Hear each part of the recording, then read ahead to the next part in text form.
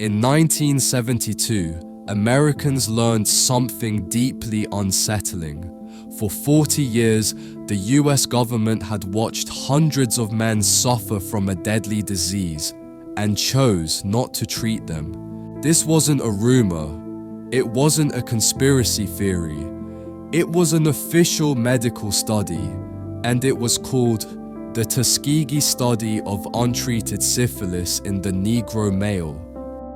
The study began in 1932 in Macon County, Alabama, during the depths of the Great Depression. It was organized by the US Public Health Service, later involving what would become the Centers for Disease Control and Prevention, with help from the Tuskegee Institute.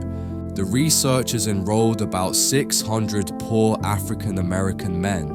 Roughly 399 had syphilis. About 201 did not and were used as a control group. Most of the men were sharecroppers, living in extreme poverty with little access to doctors or hospitals. Medical care was scarce.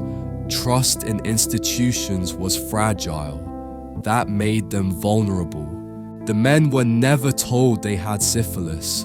Instead, doctors told them they were being treated for something called bad blood. It was a vague local term that could mean anything from fatigue to anemia.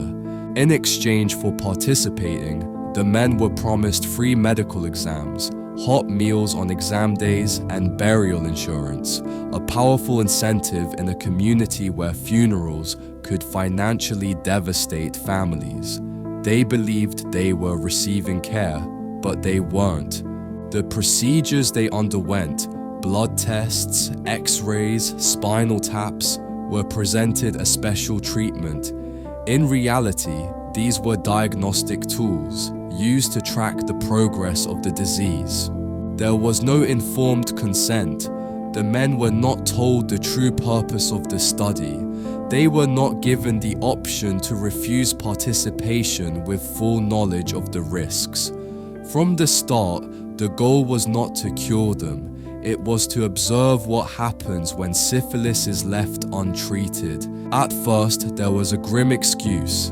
In the early 1930s, treatments for syphilis were toxic and unreliable, but that excuse collapsed in the mid-1940s when penicillin became widely available. Penicillin was safe. Penicillin was effective. Penicillin cured syphilis. The men in Tuskegee never received it. In fact, researchers took active steps to prevent treatment. They asked local doctors not to treat participants. When some of the men were drafted into the military, where syphilis would have been discovered and cured, the researchers intervened to keep them from receiving care.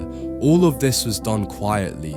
The men believed they were being helped. By this point, the world had already seen the horrors of unethical medical experimentation. The Nuremberg Code was in place. The Declaration of Helsinki existed. The Tuskegee study continued anyway, for decades.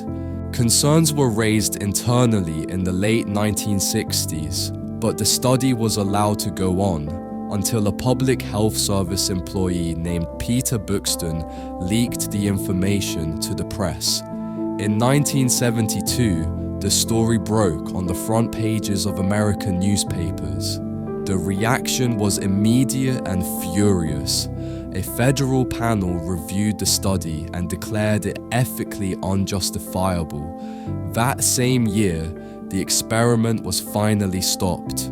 By then, the damage was irreversible. Many of the original participants had already died from syphilis or its complications. Others had unknowingly infected their wives. Some children were born with congenital syphilis. A class action lawsuit resulted in a financial settlement and lifetime medical care for survivors and affected families. But no settlement could restore what was lost. Subscribe for more history like this. The legacy of Tuskegee reshaped American research ethics. In 1974, Congress passed the National Research Act. Institutional review boards became mandatory. Informed consent became a legal requirement. These protections exist today because Tuskegee made their absence impossible to ignore. But the impact went deeper. Studies have shown that the public exposure of Tuskegee led to long-term mistrust of medical institutions among African Americans, reduced healthcare usage, and higher mortality rates. The experiment didn't just harm the men who were studied, it altered the relationship between entire communities and the medical system. The Tuskegee Syphilis experiment remains one of the clearest examples of how authority, when unchecked, can abandon ethics, and how the language of science can be used to conceal injustice. It wasn't a failure of knowledge, it was a failure of choice.